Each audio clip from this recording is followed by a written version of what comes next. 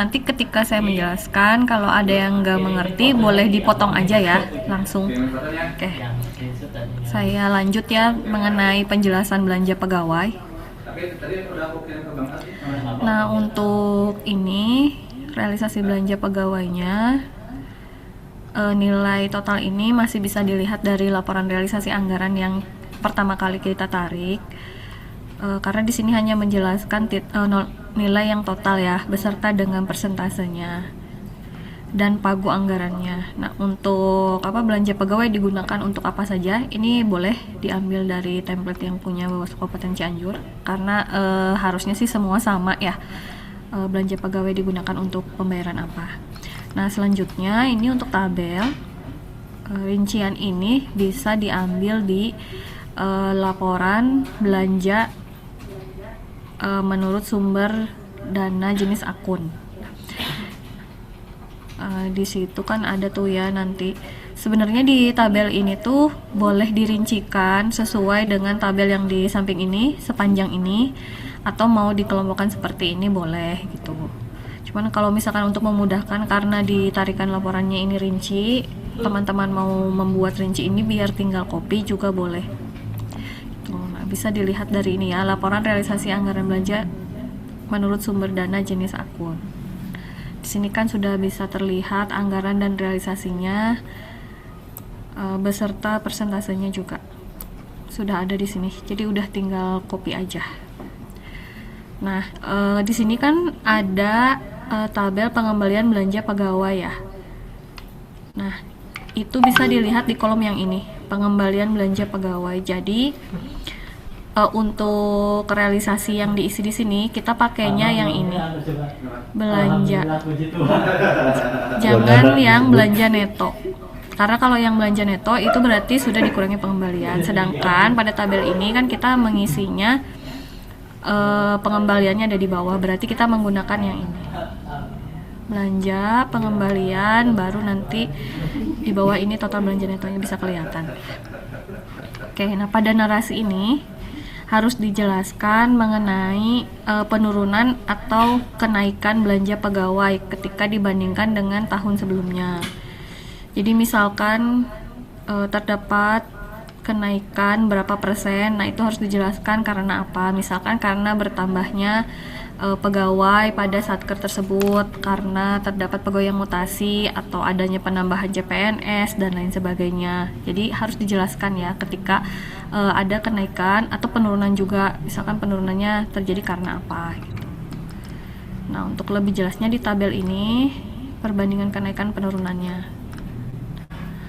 Nah, ini kan tinggal mengambil dari laporan yang ini ya, yang laporan realisasi anggaran menurut sumber dana belanja akun untuk tahun 2025 dan 2026. Untuk rumus tadi kenaikan dan penurunannya masih sama dengan yang saya jelaskan sebelumnya. Nah, ini di sini di tabel ini juga sama, dia pengembalian dimunculkan, berarti kita harus mengambil yang realisasi yang ininya yang bruto ya, yang sebelah sini, jangan yang belanja neto. Karena nanti pengembaliannya akan dicantumkan di sini. Baru yang total belanja pegawai netonya ada di bawah. Nah, di narasi yang ini kita harus menjelaskan realisasi belanja pegawai pada periode tersebut itu digunakan untuk pembayaran apa saja gitu. Nah, mungkin hal ini bisa dikoordinasikan dengan operator pembayaran. Misalkan untuk pembayaran uang makannya baru sampai bulan apa, terus lemburnya yang dibayarkan lembur bulan apa saja, itu kan yang tahu biasanya dari operator pembayaran ya, yang mengajukan SPM ke KPPN. Jadi itu nanti bisa ditanyakan, pembayaran gajinya baru sampai bulan apa gitu kan. Mungkin takutnya yang satker baru belum rutin ya, pembayaran gajinya mungkin masih susulan dan lain sebagainya. Jadi perlu diinformasikan gaji yang sudah dibayarkannya sampai bulan apa. Begitu. Juga tidak dari awal tahun kan dilakukan pembayaran gaji di satker tersebut gitu. Kan kalau yang punya Cianjur ini dia pembayaran gaji dari Januari sampai bulan Juni misalkan, itu karena memang sudah berjalan rutin gitu. Kalau untuk yang masih baru, yang satker baru, 5 satker baru mungkin tidak akan sama pembayaran bulan belanja pegawainya. Bisa saja yang belum dibayarkan, belum ada ya realisasi belanja pegawainya gitu, dan lain sebagainya. Oke, selanjutnya. Nah, kebetulan ini punya Cianjur kan tidak ada pengembalian belanja pegawai ya, jadi tidak ada penjelasan lebih lanjutnya. Nah, tapi kalau ada pengembalian belanja pegawai, di sini harus dijelaskan lebih lanjut. Pengembalian tersebut itu atas akun apa, dan atas belanja apa. Biasanya sih case-nya kalau pengembalian belanja pegawai itu kalau ada pembayaran kekurangan atas ya rapel gitu. Nah, itu biasanya di SPM-nya itu ada potongan yang yang berakibat pengembalian belanja pegawai gitu. Jadi bukan hanya pengembalian karena kesalahan belanja ya kalau belanja pegawai, tapi dia ada pengembalian belanja yang bentuknya di potongan SPM. Itu bisa dicari. Caranya sih kalau saya nyarinya itu dari daftar SP2D yang ada di My Interest, nanti keterangannya dicari terkait kekurangan, baru dicek akun satu-satu. Nah, biasanya itu kelihatan tuh yang ada potongannya atas kekurangan apa. Ini sini belum saya jelaskan ya, saya tambahkan di sini caranya mencarinya.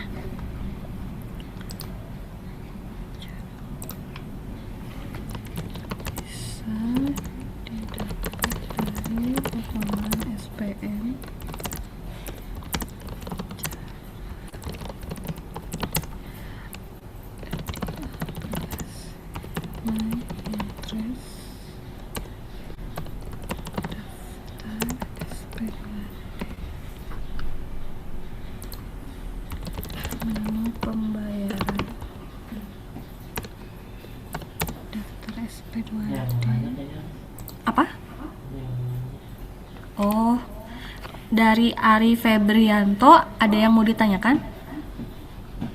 Ada teh, Iya, gimana boleh? eh, saya dari Bawaslu Kabupaten Subang, mohon maaf baru bergabung di tim Nah, keuangan iya. Bawaslu. Ingin menanyakan, maaf kalau misalnya tertinggal, karena ya bertanya aja ini mah.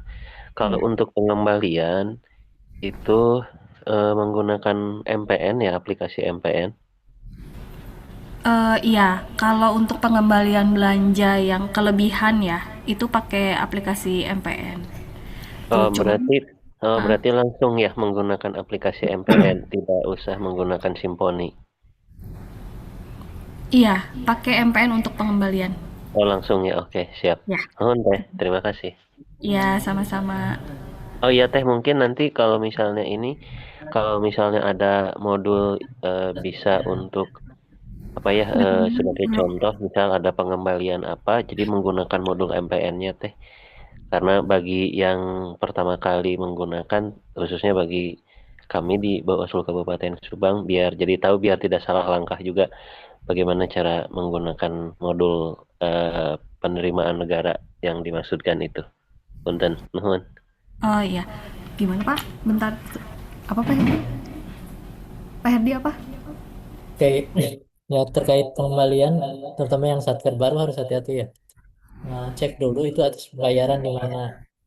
Tadi kalau pembayarannya atas di Pajabar, ya berarti harus menggunakan MPN di yang Jabar gitu ya. Tapi kalau di satker udah atas pembayaran dari satkernya yang baru, ya berarti nanti soalnya kan akan link ke kode satker masing-masing itu pengembalian itu ya, itu yang pertama. Yang kedua, kalau nanti mekanisme terkait pengembalian, nanti mungkin kita akan ada, nanti kita berikan lah teknisnya atau apanya ya. Nanti bulan Budian nggak bisa gabung, nanti diinformasikan di grup. Itu aja ya. Oke, terima kasih Pak Herdi atas tambahan penjelasannya. Saya lanjutkan mengenai penjelasan belanja barang. Nah, untuk belanja barang, narasi awalnya ini sama seperti di atas. Total untuk realisasi belanja barangnya dapat dilihat dari laporan realisasi anggaran, persentasenya juga sama, dan pagu anggarannya juga sama, dapat dilihat di laporan realisasi anggaran. Nah, ini sama juga, belanja barang adalah barang dan lain sebagainya. Ini definisinya mungkin bisa menggunakan yang Bawaslu Kabupaten Cirebon, atau mungkin setelah baca-baca yang PMK tadi yang Pak Herdi sampaikan dan keputusan Bawaslu ada yang lebih lengkap lagi penjelasannya, boleh ditambahkan di narasinya di sini. Nah, selanjutnya sama, kita akan membuat tabel anggaran realisasi dan persentase realisasinya. Nah, ini sama bisa dilihat di laporan realisasi belanja akun. Nih, bisa dilihat di sini. Tadi kan belanja pegawainya udah. Kita sekarang ke belanja barang. Wait, kelebihan. Sorry, ini. Nah, awas tertukar ya dengan laporan realisasi belanja menurut sumber dana akun. Karena kalau di situ nanti laporan realisasinya akan dipisah antara hibah dan rupiah murni. Sedangkan pada penjelasan di sini kita belum memisahkan antara rupiah murni dengan hibah.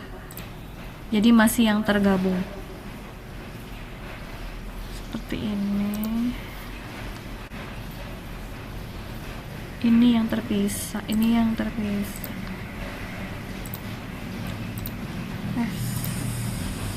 Coba.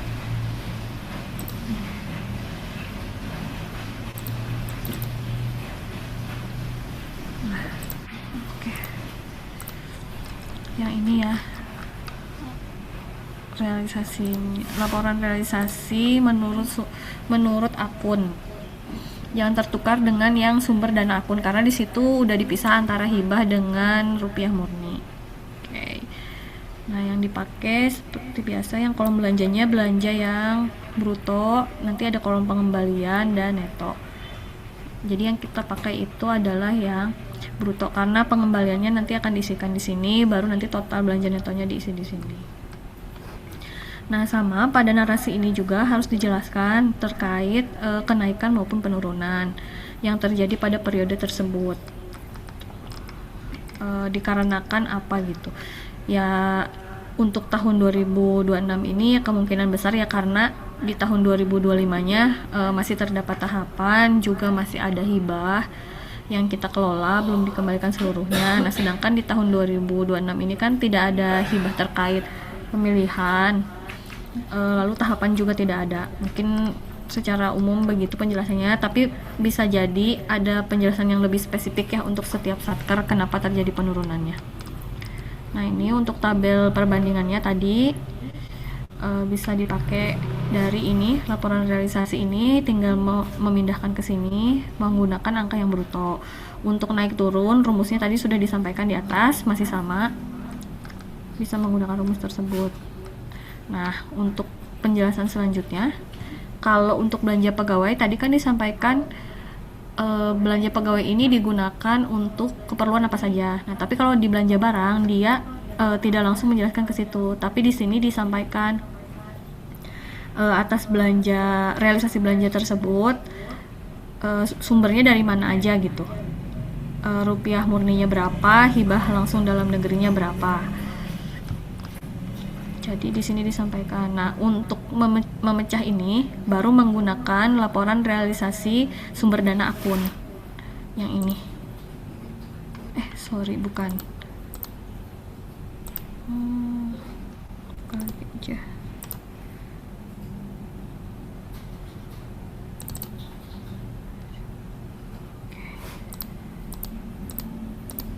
Nah, ini jenis laporannya. Jadi di sini kelihatan rupiah murni. Di sini ada hibah langsung dalam negeri. Jadi kita sudah bisa memisahkan antara rupiah murni dan hibah untuk anggarannya, realisasinya, dan persentase realisasinya. Untuk dipindahkan ke tabel yang ada di sini secara total dulu. Nah, setelah disampaikan di tabel ini secara total rupiah murninya berapa dan hibahnya berapa, baru di subbab ini B2.2.1 belanja barang rupiah murni. Nah, barulah di sini kita melakukan penjelasan yang lebih rinci terkait realisasi belanja barang rupiah murni. Tapi di narasi awal ini sama seperti di atas, kita harus menjelaskan dulu terkait realisasinya berapa, persentasenya berapa, dan pagu anggarannya berapa. Sumber angkanya bisa dilihat di laporan ini. Lalu untuk tabelnya juga kita bisa tinggal copy dari tabel yang sebelah menggunakan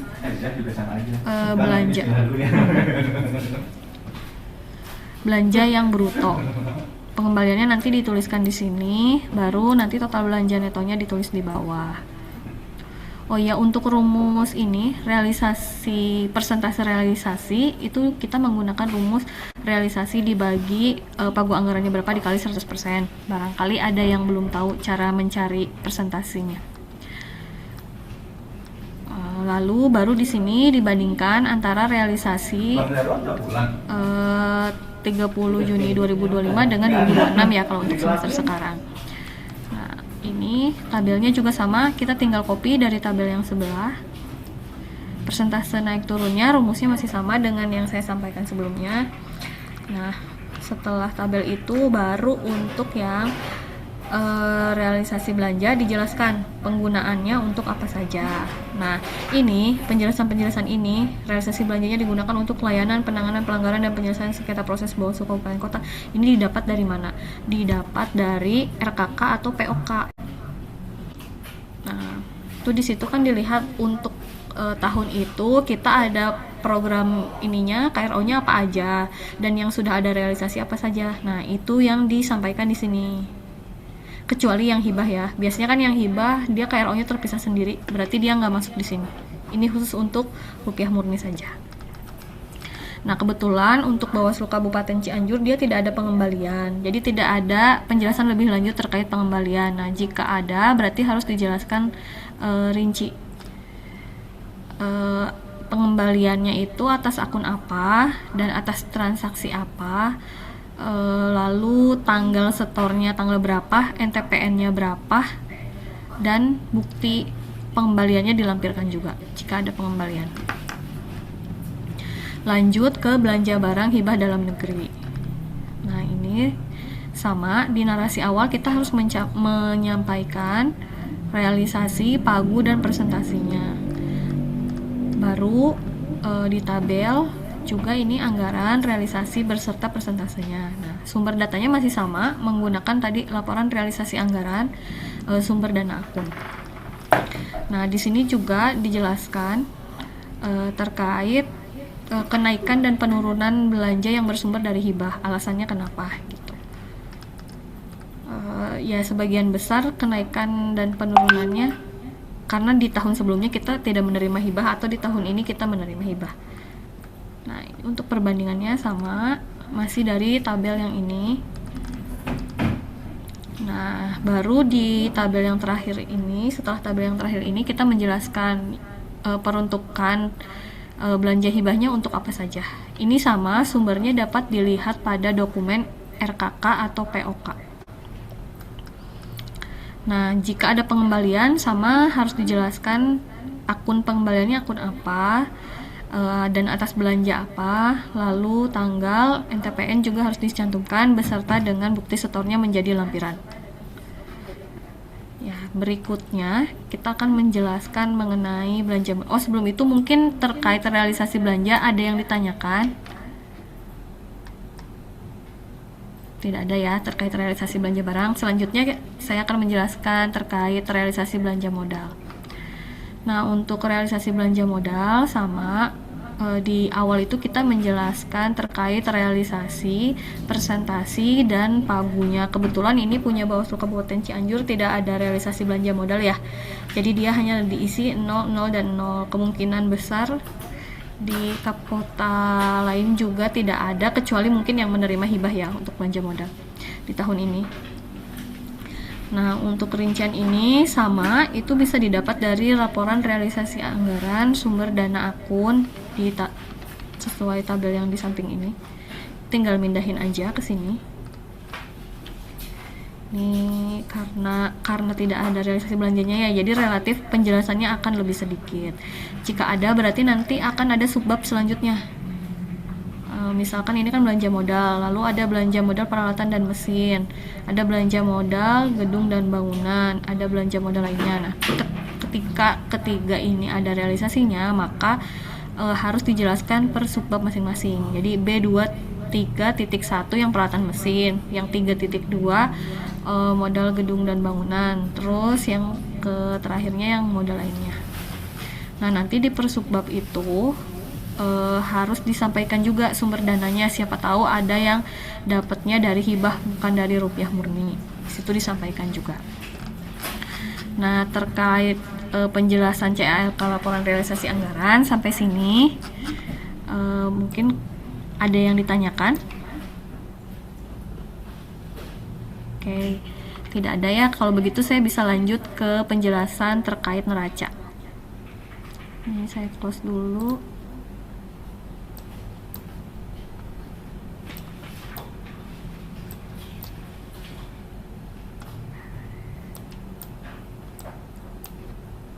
Wait.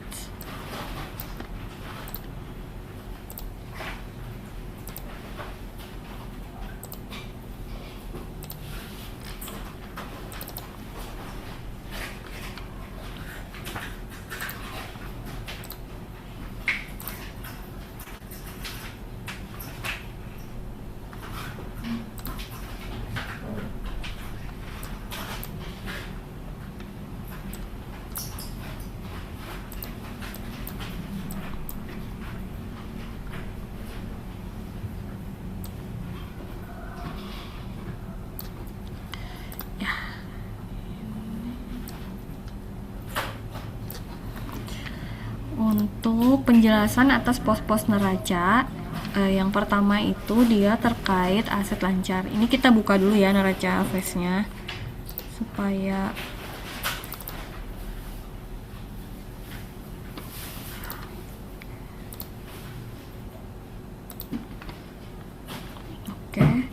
Jadi untuk penjelasan neraca, kita itu menjelaskan kayak subbab besarnya dulu, baru dia kerincian per akun. Nah, ini contohnya kan di tabel terlihat ada aset lancar, aset tetap, aset lainnya, kewajiban jangka pendek, dan ekuitas. Itu dia yang judul-judul besarnya. Jadi dari judul besarnya dulu dijelaskan, baru dia nanti kerinciannya. Nah, yang pertama ini kan penjelasan atas aset lancar. Nah, di sini kita cukup menjelaskan nilainya saja. Jumlah aset lancar di satker tersebut berapa dibandingkan dengan tahun sebelumnya. Nah, kalau untuk laporan realisasi anggaran, laporan operasional, dan laporan perubahan ekuitas, itu perbandingannya dengan periode yang sama. Misalkan kita menyusun semester 1, berarti itu perbandingannya adalah 30 Juni 2025. Tapi khusus untuk neraca, dia perbandingannya itu dengan akhir tahun periode sebelumnya audited ya. Jadi ini 30 Juni 2025 dibandingkan dengan 31 Desember 2024 nilainya. Nah, kebetulan di neracanya juga ditarikan ini dia udah seperti itu. Jadi meskipun ini per 30 Juni, ini angka yang ada di sini tuh dia angka per 31 Desember. Oke, aset lancarnya totalnya berapa? Kita tinggal sampaikan di sini, dan untuk yang tahun sebelumnya berapa. Dan di neraca kita tidak membahas persentase ya, dia langsung membandingkan angka saja. Nah, lalu selanjutnya baru ke C1.1 kas di bendahara pengeluaran. Nah, ini dijelaskan di neraca kan terlihat nih 5 juta, di sini disampaikan 5 juta, yang akhir tahun lalu 0. Nah, untuk yang ini penjelasan ininya dia template, jadi boleh langsung mengcopy punya Bawaslu Kabupaten Cianjur. Nah, pada kas di bendahara pengeluaran itu kita harus menyampaikan isinya apa nih. Bisa jadi kan ada TUP ya, nggak cuman UP. Kebetulan ini punya Bawaslu Kabupaten Cianjur UP saja. Jadi di sini kas UP di bendahara nilainya 5 juta. Nah, dari total 5 juta ini kita juga harus menjelaskan posisinya ada di mana. Tuh, apakah itu ada di bank, di tunai, atau jadi kwitansi UP yang belum diajukan GUP-nya gitu. Nah, di tabel ini dijelaskan. Mungkin untuk operator penyusun laporan keuangan ini kan bingung ya. Dari mana nih angkanya bisa kelihatan rinciannya dari 5 juta ini. Nah, kita bisa minta LPJ ke bendahara pengeluaran. Nah, di LPJ itu nanti kelihatan dia yang ada di banknya berapa, yang ditunainya berapa, dan yang menjadi kwitansi yang belum di GUP-kan berapa. Jadi silahkan berkoordinasi dengan bendahara pengeluaran terkait pengisian tabel ini. Nah, untuk UP yang ada di bank juga itu disampaikan dia berada di rekening yang mana, nama rekeningnya apa, dan nilainya berapa di sini. Ini juga sama, kita harus berkoordinasi dengan bendahara ya untuk tahu data ini. Oke, selanjutnya kas lainnya dan setara kas. Nah, di sini ada nilai sebesar 155.230 dibandingkan dengan tahun sebelumnya nilainya berapa dicantumkan. Lalu baru penjelasan kas lainnya ini merupakan apa. Ini template juga bisa punya Bawaslu Kabupaten Cianjur. Nah, setelah menjelaskan itu, baru kita ke tabel perbandingan. Untuk 30 Juni 2025 dengan 31 Desember 2024. Lalu selanjutnya ini terkait narasi ini. Ini juga kita harus berkoordinasi dengan bendahara pengeluaran. Ketika ada kas lainnya, itu dia apakah mungkin pajak yang belum disetor atau ada uang lainnya yang per akhir periode 30 Juni itu masih ada di tangan bendahara. Terus selanjutnya adalah belanja dibayar di muka prepaid. Nah, ini juga dibandingkan kebetulan punya Cianjur itu 0 ya, sedangkan tahun sebelumnya ada. Nah, yang dimaksud dengan belanja dibayar di muka ini apa? Ketika di tahun ini kita ada sewa yang dia melewati tahun anggaran gitu. Misalkan sewanya dilakukan pada tahun 2025 bulan Maret. Nah, jangan Maret. Misalkan bulan September sampai dengan September di tahun ini 2026. Nah, berarti di semester 1 tahun 2026 itu akan muncul ini belanja dibayar di muka, karena kan si sewanya itu masa berlakunya sampai September. Nah, kalau di akuntansi itu tidak bisa diakui beban seluruhnya karena karena manfaatnya belum dirasakan gitu. Makanya ada yang namanya belanja dibayar di muka, kayak kita membayarkan dulu manfaatnya kemudian gitu. Nah, ini akan muncul nilainya ketika ada masa sewa yang begitu, entah itu sewa kendaraan atau sewa kantor untuk yang kantornya masih sewa. Nah, ini juga nanti dijelaskan dalam tabel ya, belanja dibayar di muka berapa, yang tahun lalunya berapa. Kalau misalkan memang di tahun itu ada belanja dibayar di mukanya, harusnya di form sewa DDM nanti. Jadi setiap penyusunan laporan keuangan itu ada form yang harus diisi, form rekonsiliasi namanya ya.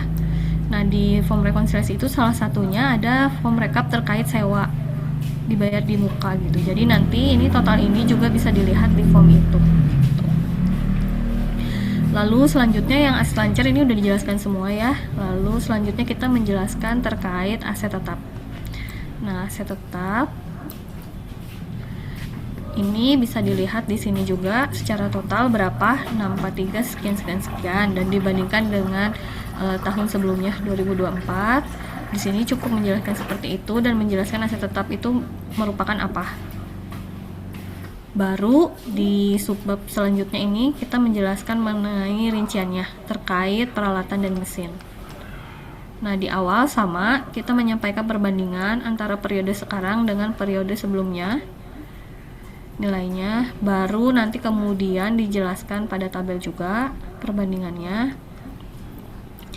Nah, selanjutnya setelah kita menjelaskan secara total untuk peralatan dan mesin itu kita harus merincikan dari total 1,5 M per 30 Juni itu peralatan dan mesin itu apa aja sih isinya gitu, barang apa aja, kuantitasnya berapa, nilainya berapa. Nah, ini kebetulan kalau punya Bawaslu Kabupaten Cianjur rinciannya masih bisa ditampilkan di tabel di sini ya.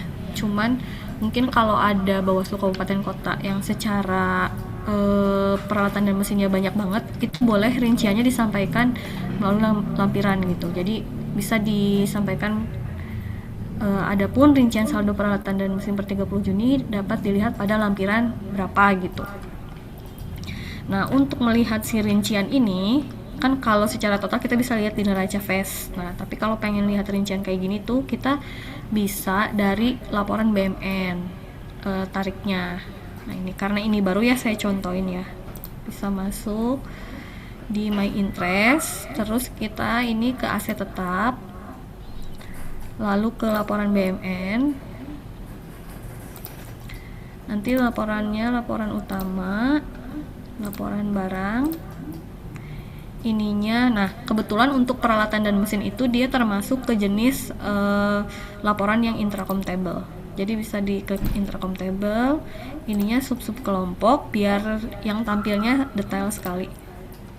Lalu pilih ininya, lalu ininya terserah mau PDF atau Excel, yang memudahkan saja yang mana. Ini saya bukakan yang sudah ditarik.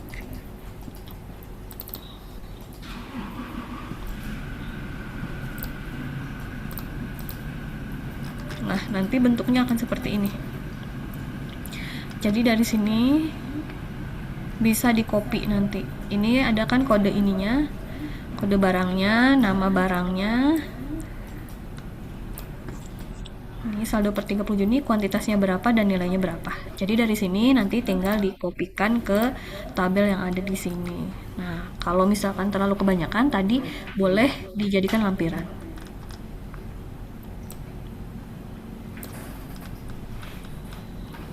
Nah, ini Bawaslu Kabupaten Cianjur juga sudah menampilkan di sini, tapi tetap dibuatkan lampiran yang menampilkan nilai perolehan, beban penyusutan, akumulasi penyusutan, dan nilai buku aset tetap. Nah, kalau untuk lampiran yang bentukannya seperti ini, mungkin ini bisa dimintakan ke operator BMN.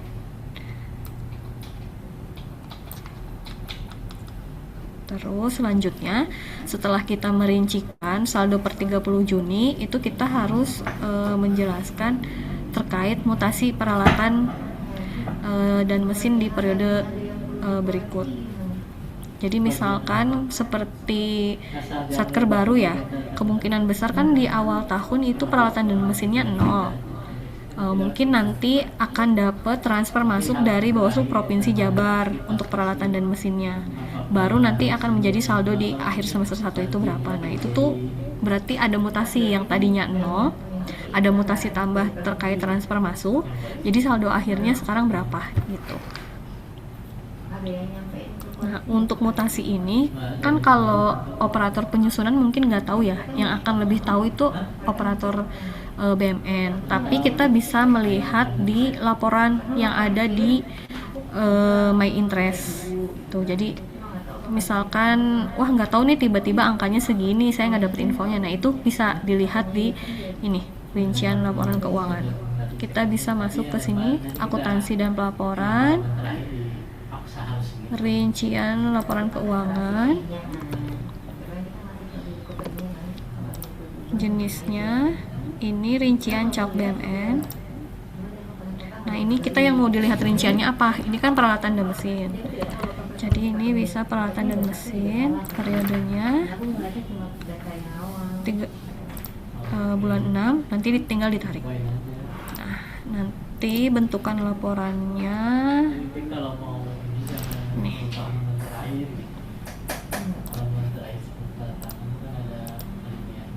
Nah, akan terlihat seperti ini.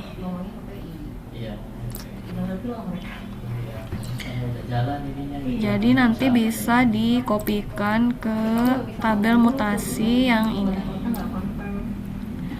Jadi saldo per 31 Desember 2025-nya berapa? Diisikan, mungkin kalau untuk yang saldo baru 0 ya. Nanti dilihat nih di sininya ada apa aja. Berarti ini harusnya punya Bawaslu Kabupaten Kabupaten Cianjur, harusnya mutasinya itu ada perolehan lainnya sebesar 2.500.000, reklasifikasi keluar 107, reklasifikasi masuk 107, Nah ini saldo awalnya 1547414,629, udah sama kan. Cuman terkait reklasifikasinya ternyata di sininya belum disampaikan karena mungkin ini nilai reklasifikasi masuk dan keluarnya sama, jadi tidak terdeteksi sama operator penyusun laporan keuangannya. Nah atas mutasi ini kita menjelaskan tuh di bawah ada perolehan lainnya, mutasi tambahkan tadi. Nah, mutasi tambah peralatan dan mesin sebesar segini berupa perolehan lainnya dengan rincian berikut. Nah, ini rinciannya kuantitas, harga satuan, dan nilai. Dijelaskan, adapun dokumen perolehan lainnya ini. Berarti dia ini dapat kayak hibah ya. Tapi kalau dari bank tuh namanya bukan hibah ya. Perolehan lainnya. Kalau hibah tuh kalau kita dapatnya dari Pemda gitu. Dapat hibah motor misalkan atau tanah atau komputer, laptop. Nah, itu berarti dikategorikan hibah. Tapi kalau dari bank, kita dapat barang dari bank itu tidak masuk kategori hibah, tapi masuknya ke perolehan lainnya. Nah, dijelaskan untuk ini juga berarti kan ada reklasifikasi masuk 107 juta tuh. Berapa? Atas apa dan untuk narasi penjelasannya kita ini harus berkoordinasi dengan operator BMN karena mungkin secara mutasinya kita bisa tahu ada perolehan lainnya, ada reklasifikasi keluar, ada reklasifikasi masuk sebesar segini, tapi untuk alasan misalkan kenapa dilakukan reklasifikasi masuk dan reklasifikasi keluar itu yang lebih tahu operator BMN. Jadi dari operator penyusun laporan keuangan mungkin bisa mengkonfirmasi terkait reklasifikasi masuk peralatan dan mesin sebesar segini itu terkait apa gitu, kenapa dilakukan reklasifikasi masuk, kenapa dilakukan reklasifikasi keluar gitu, itu bisa ditanyakan terkait alasannya. Tapi nah setelah dijelaskan kan ini sama ya, perolehan lainnya juga rincikan barangnya apa. Nah untuk ini kita bisa juga mencari rinciannya melalui My Interest, aset tetap, daftar transaksi BMN. Ini periode awal 1, periode akhirnya nanti 6. Untuk pilihan mutasi, jenis transaksi, jenis laporannya nggak usah, kita langsung download aja supaya kita sekali download bisa dipakai untuk beberapa sumber data. Nanti dia akan munculnya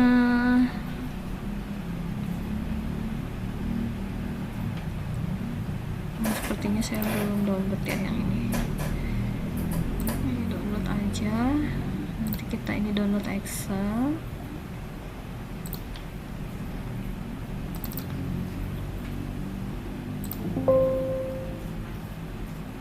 Nah nanti bentukannya akan seperti ini.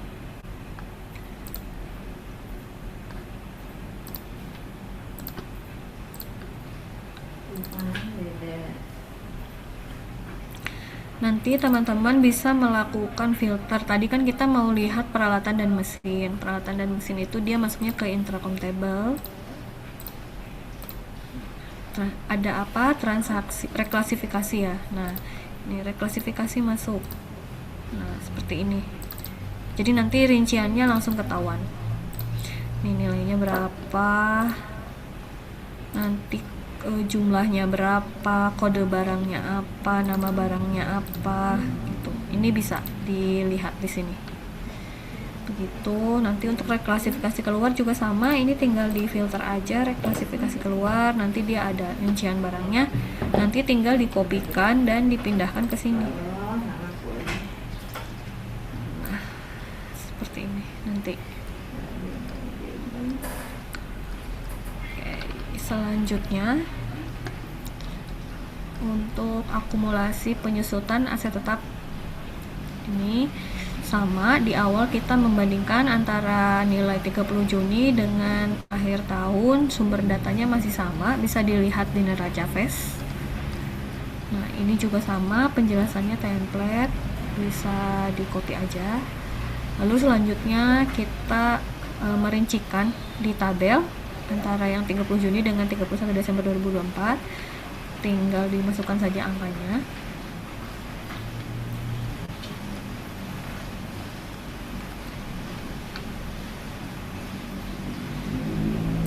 Nah, untuk rinciannya ini saya sudah sampaikan ya di kanan. Bisa dilihat dari mana? Dari My Interest pada menu aset tetap, jenis laporan, laporan utama, laporan penyusutan, jenis laporan, intracomptable, rincian laporan sub-sub. Jadi ini sama tadi kayak seperti penarikan yang untuk rincian peralatan dan mesin. Cuman yang kita pilih bukan laporan BMN, tapi laporan penyusutan. Jadi tinggal ditarik, nanti dia munculnya seperti ini laporannya. Laporan susut.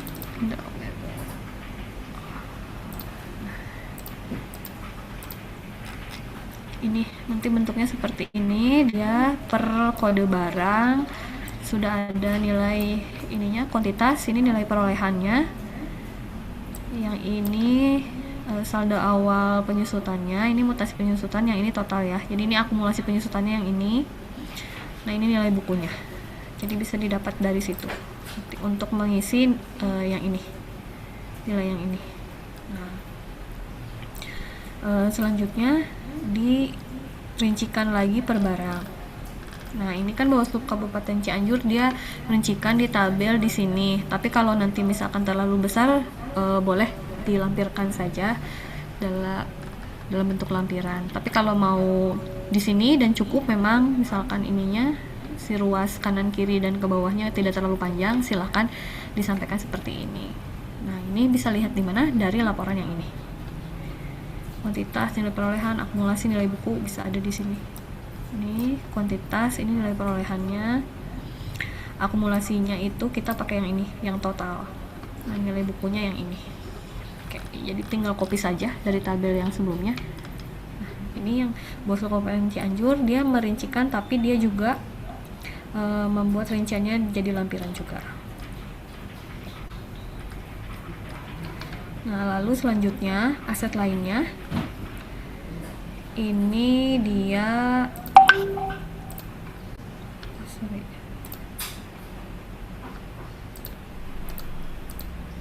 nih. Nah, kita sudah menjelaskan yang ini, subbab besar yang aset lainnya. Ini sama, di awal kita membandingkan juga nilai periode sekarang dengan akhir tahun yang lalu. Lalu dijelaskan narasi yang ini yang bisa di-copy dari punya Cianjur, baru nanti masuk ke tabel. Nah, kalau ini kan dia cuma aset tak berwujud. Nah, untuk rincian ini software itu sebenarnya bisa dilihat dari laporan ini.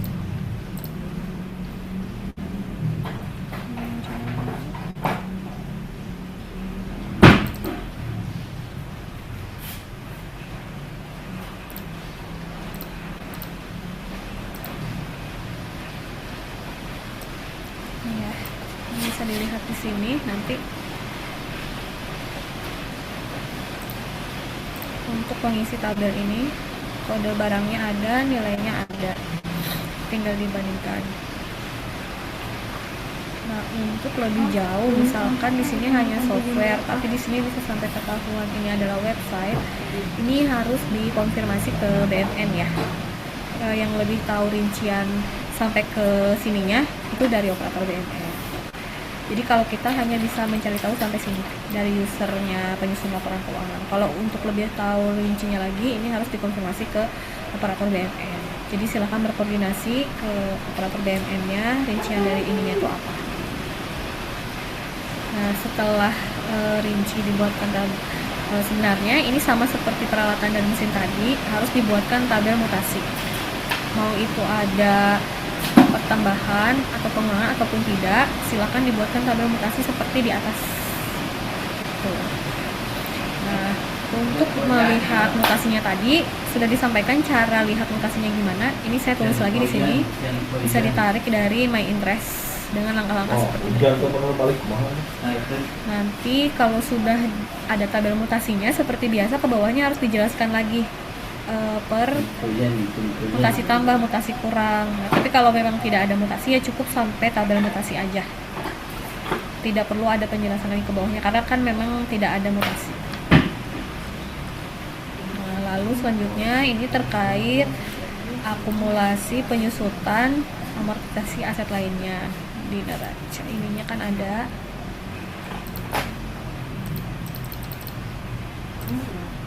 ini neraca face-nya. Nilainya berapa, ini tinggal disampaikan perbandingannya dengan tahun lalu. Lalu ini penjelasan yang bisa di-copy. Lalu ini nilai perolehan, akumulasi, dan nilai buku itu tadi bisa diambil dari laporan penyusutan aset tak berwujud yang ini.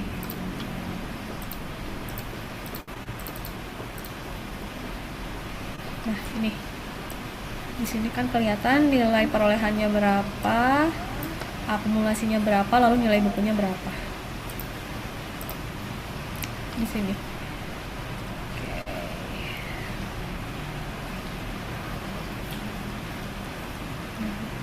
Lalu yang aset lainnya sudah, kita bisa bahas ke subbab besar lainnya yang tadi kewajiban jangka pendek. Nah, biasa untuk yang di sini kita hanya menyampaikan nilainya saja dengan perbandingan tahun sebelumnya. Nilai ini bisa dilihat dari tadi ya, neraca face yang kewajiban totalnya. Nah, setelah kita sampaikan secara garis besar, baru ini kita menyampaikan per akunnya. Ada utang kepada pihak ketiga. Di awal sama, kita sampaikan dulu perbandingannya dengan nilai tahun sebelumnya. Ini penjelasannya juga sama, bisa copy punya Bawaslu Kabupaten Kota lain. Baru ini dijelaskan atas utang kepada pihak ketiga itu dia isinya apa aja. Nah, atas rincian ini kita bisa lihat di neraca percobaan. Neraca percobaannya neraca percobaan akrual ya, jangan yang percobaan kas. Nah, ini kita bisa lihat di sini dengan akun yang kepala 2 karena ini kita mau menjelaskan terkait utang. Nah, kalau dilihat di sini kan di neraca percobaannya ada terkait yang belanja pegawai yang masih harus dibayar sama utang kepada pihak ketiga lainnya.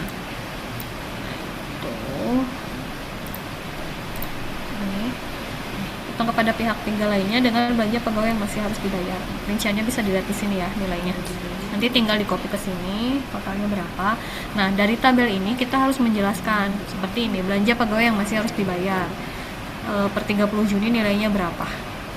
Nah, ini untuk periode 30 Juni ini akan selalu ada belanja pegawai yang masih harus dibayar. Kenapa selalu ada? Karena ada pembayaran gaji bulan belanja pegawai yang masih ini gaji pembayaran gaji Juli. Jadi kan untuk pembayaran gaji itu prosesnya biasanya SPM-nya itu diajukan pada bulan Juni. Tetapi SP2D-nya itu dia sebentar. Ini kayaknya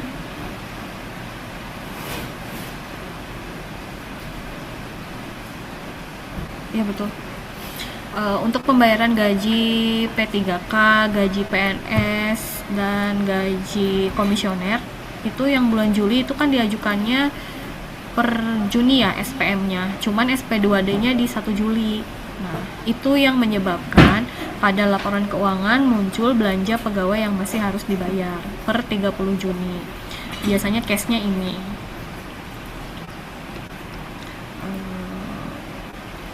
Lalu ada juga utang kepada pihak ketiga lainnya. Nah, ini tuh muncul biasanya karena ada inputan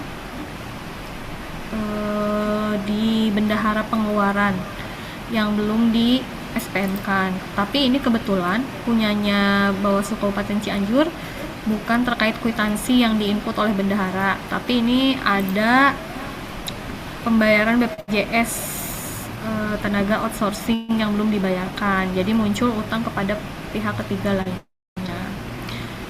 Biasanya sih kalau di satker lain itu tuh terkait SPBY yang udah diinput tapi belum di GUP kan. Nah, itu biasanya jadi utang di laporan keuangannya. Jadi kalau mau melihat rinciannya itu bisa berkoordinasi dengan bendahara. Nah, tapi untuk yang belanja pegawai ini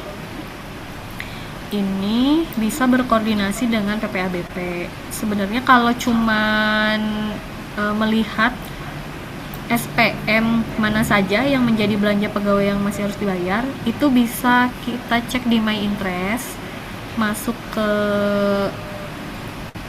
SP2D. Sebenarnya dari Sakti juga bisa ini. Kalau mau dicek pakai ini, laporan transaksi gantung, jenis laporan pilih SPP belum SP2D.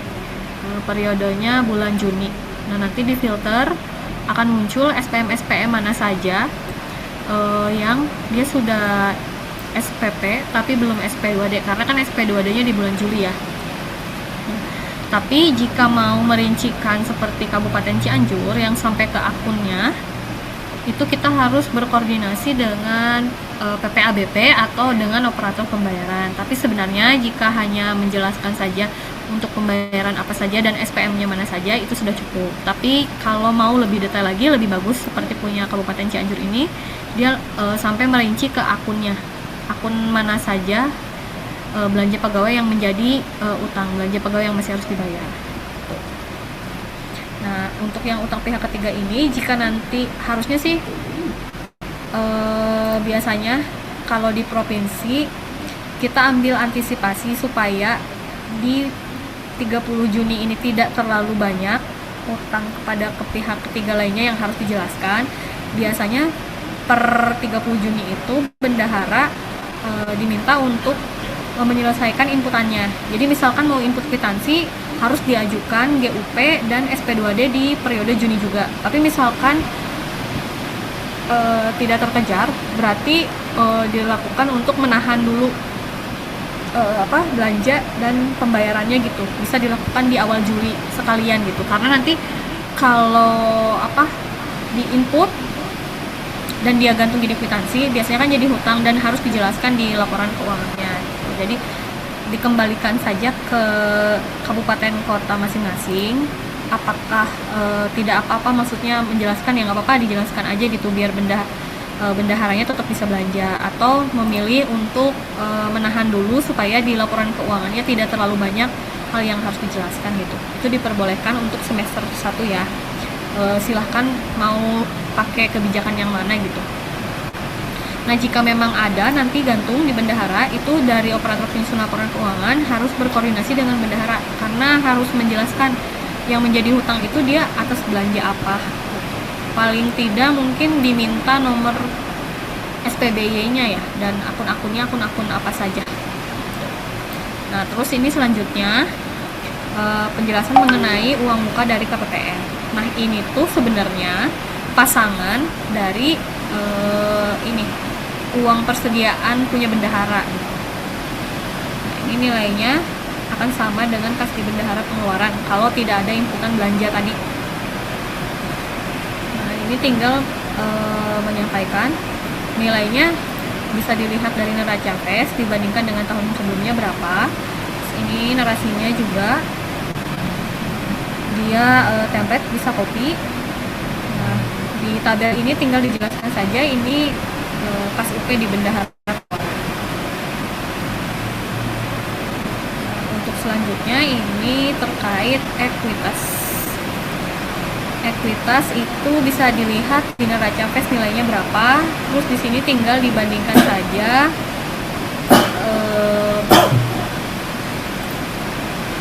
ini paling disampaikan si ekuitas ini dia itu harus sama nilainya dengan aset ditambah kewajiban. Untuk penjelasan lebih lanjutnya memang ini harus dijelaskan di laporan perubahan ekuitas nantinya. Nah, ini mungkin cukup tidak terlalu panjang ya neracanya, karena tidak ada transaksi pembelian belanja modal, sehingga di peralatan dan mesinnya juga mutasinya sedikit. juga untuk Kabupaten Cianjur tidak ada persediaan. Jadi tidak ada penjelasan terkait persediaan juga. Biasanya sih di neraca ini agak kompleks ketika ada persediaan, ada belanja barang dibayar di muka, lalu ada pembelian belanja modal. Nah, itu akan lebih banyak yang harus dijelaskannya gitu di poin laporan neraca.